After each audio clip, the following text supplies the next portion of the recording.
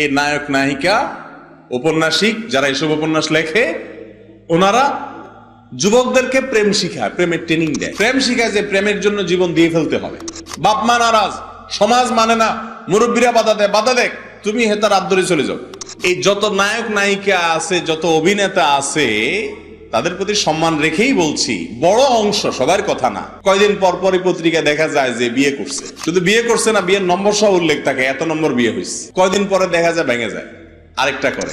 আর আমি সব সময় বলি, যারা একটু বয়সে মুরব্বী আছেন, চাচা মিয়ারা আছেন, একটু খোঁজ খবর নেন তো। চাচির সাথে চাচার সম্পর্কটা সুপারগুলোর চাইতে বেশি চাচার সাথে চাচির সম্পর্কটা বসে গেছে। আপনি কেরান দিটাই নাও, সম্পর্ক ভাঙতে পারবেন না। এই জন্য প্রেম ভালোবাসার যত গান আছে, গান জ্বলে গেলাম রে, মরে গেলাম রে, আমি শেষ হয়ে যাবে, মরে যাব, বাঁচাতে পারবে না কেউ, তুই আসলে ধ্বংস হয়ে যাবি। ঠিক না বে ঠিক? প্রথম একটু ভালো লাগে, এরপরে আস্তে আস্তে আসলেই জ্বালা পোড়া শুরু হয়, এবং এই জ্বালা পোড়া তাদের জীবনকে জীবন্ত জাহান্নামে পরিণত করে দেয়। ফাইটা যায়, ওই যে কি বলে, ফাইটা যায়, আউযুবিল্লাহ নিষিদ্ধ, ফাইটা যায়, আসলে ফাইটা যায়, ওর বুক তো শান্তি নাই তো। বিবাহের আগে যারা যৌনতা সংশ্লিষ্ট অপরাধে জড়িয়ে পড়েন, ভালো করে শুনে রাখবেন, বৈবাহিক জীবনের শান্তি আল্লাহ তাদের জন্য হারাম করে দেন। আল্লাহ তাআলা কি করে দেন? হারাম করে দেন। বিবাহের আগে প্রেম ভালোবাসার ট্রেনিং যারা দেয়, এই যে নায়ক নায়িকা, বিভিন্ন রকমের অ্যাক্টররা, এরা সারাদিন অভিনয় করে আপনাদেরকে শিখায়, কি শিখায়? প্রেম শিখায়। কি প্রেম শিখায়? প্রেম শিখায় যে প্রেমের জন্য জীবন দিয়ে ফেলতে হবে। কি ফেলতে হবে? জীবন দিয়ে ফেলতে হবে। বাপ মা নারাজ, সমাজ মানে না, মুরব্বীরা বাধা দেখ, তুমি হেতার হাত ধরে চলে যাও। মায়ের খাও, পিঠা খাও, ভূত হয়ে যাও, তারপরও হেতার কথাই বলো। এগুলো না শিখায়? নাটক, সিনেমা, নোবেল, উপন্যাস যা আছে সবগুলোর মূল কথা হলো, তুমি প্রেম করতে করতে জীবন একেবারে পুরাটা শহীদ হয়ে যাও, শেষ করে ফেলো, শয়তানের রাস্তায় শহীদ হয়ে যাও। নাম দিছে ভালোবাসা, নাম হয়েছে কি? ভালোবাসা। এরা ভালোবাসা শিখায়, এবং ভালোবাসার যে শিক্ষক, প্রেম, ভক্তি, ভালোবাসা, মোহাব্বতের যে শিক্ষক, এই শিক্ষক হলো কারা?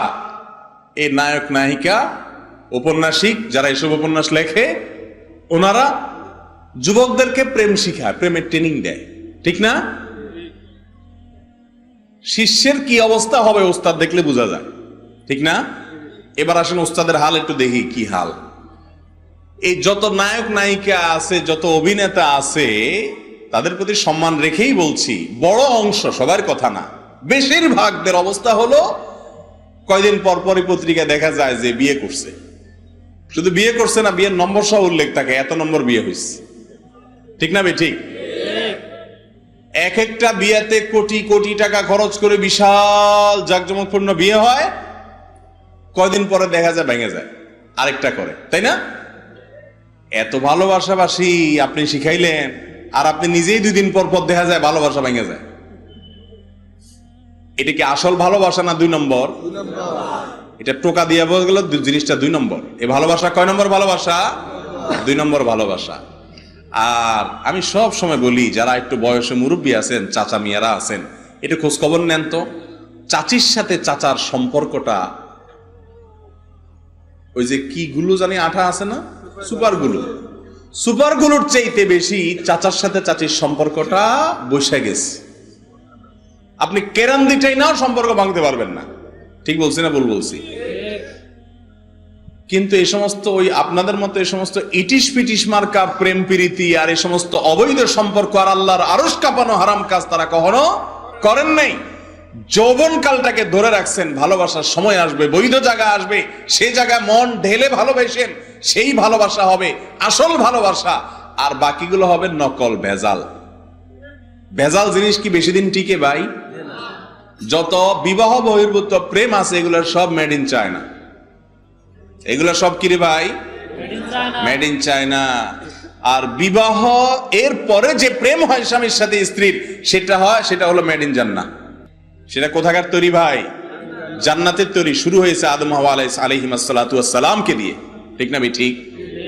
ও ভাই, এই জন্য প্রেম ভালোবাসার যত গান আছে, গান কাজী ইব্রাহিম সাহেব বলতেন প্রায় যে ভালোবাসার প্রেমের যত গান আছে শুনবেন, এই গানগুলা সবগুলা দেখবেন কথা প্রায় ঘুরে ফিরে কাছাকাছি। কি, জ্বলে গেলাম রে, মরে গেলাম রে, আমি শেষ হয়ে যাবে, মরে যাব, বাঁচাতে পারবে না কেউ, তুই আসলে ধ্বংস হয়ে যাবি। ঠিক না বে ঠিক? ওই কপাল পোড়া হারাম পথে যখন পা দেয়, অবৈধ জায়গায় যখন শান্তি খোঁজার চেষ্টা করে, সুখ খোঁজার চেষ্টা করে, প্রথম একটু ভালো লাগে, এরপরে আস্তে আস্তে আসলেই জ্বালা পোড়া শুরু হয়। ঠিক না বে ঠিক? এবং এই জ্বালা পোড়া তাদের জীবনকে জীবন্ত জাহান্নামে পরিণত করে দেয়। এই যে এখন সমাজে দাম্পত্য কলহ বাড়ছে, ঘরে ঘরে অশান্তি, স্বামীর সাথে স্ত্রীর বনিবনা নাই। ঠিক না বে ঠিক? বাইরে এসে খুব ভদ্র সাজেন, ফিটফাট সাজেন, বাসায় কলার ধরে বউ আর বউর সায়ের আসল ধরে আপনি টানাটানি, মারামারি, কামড়া কামড়ি করে বাইরে আসেন, ভদ্রলোক সাজেন, ভিতরে কিন্তু যুদ্ধ চলে। ঠিক না বে ঠিক? কারণ একটাই, কেউই পিওর না, সব ভেজাল, নকল জিনিস হচ্ছে মেড ইন চায়না, টিকে না, কাজ দেয় না। বুঝেন নাই কথা? স্বামীরও চরিত্রের ঠিক নাই হয়তো, আল্লাহ মাফ করুক, স্ত্রীর হয়তো চরিত্রের ঠিক নাই। ফেসবুকে ইটিস পিটিস সবাই যার যার জায়গা মতো হয়তো করছে, সবার কথা বলছি না, যারা আল্লাহর নাফরমানিতে আছে তাদের কথা। ভাইরা আমার, তো প্রেমের গানগুলা সবগুলা এরকম কেন? যে জ্বলে গেলাম রে, পুড়ে গেলাম রে, মরে যাব, শেষ হয়ে যাব, বাঁচাতে পারবে না কেউ, আমি জীবন দিয়ে দিলাম, আমি শেষ হয়ে গেলাম, আমার বুক শেষ, ফাইটা যায়, ওই যে কি বলে, ফাইটা যায়, আউযুবিল্লাহি মিনাশ শাইতানির রাজিম, ফাইটা যায়, আসলে ফেটে যায়, ওর বুক তো শান্তি নাই তো।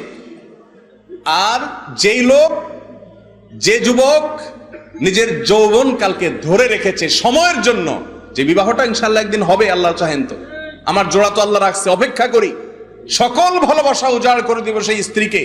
যদি একজন সতী জীবন সঙ্গিনী কষ্টে মষ্টে পাওয়া যায়, সে জীবন সঙ্গিনী যে ভালোবাসা দিবে, আপনি যে ভালোবাসা তাকে দিবেন, এটা হলো মেড ইন জান্নাহ, একেবারে পিওর ভালোবাসা।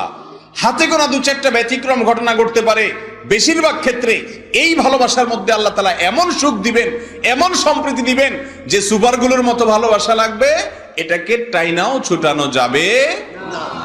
মুরব্বীদেরকে জিজ্ঞেস করেন তো, আপনাদের মতো যৌবন কালে, জোয়ান বয়সে কয়টা ইটিস পিটিস করছে? বেশিরভাগ মুরব্বীদের দেখবেন একটাও নাই। ওই বাপ চাচার দিকে তাকায় রয়েছে, বিয়ে দিছে সময় মতো, তারপরে ভালো যা বাসার বাড়ছে, পিওরটা বাড়ছে, এই জন্য সম্পর্ক ভালো হয়েছে। যারা যৌবন কালে হারাম সম্পর্ক করে চরিত্রকে নষ্ট করে ফেলবেন, যুবক ভাইয়েরা ভালো করে শুনে রাখেন, দাম্পত্য জীবনে, বিয়ের পরের জীবনে সুখ শান্তিকে আল্লাহ তাআলা হারাম করে দিবেন, নিশ্চিত জেনে রাখেন।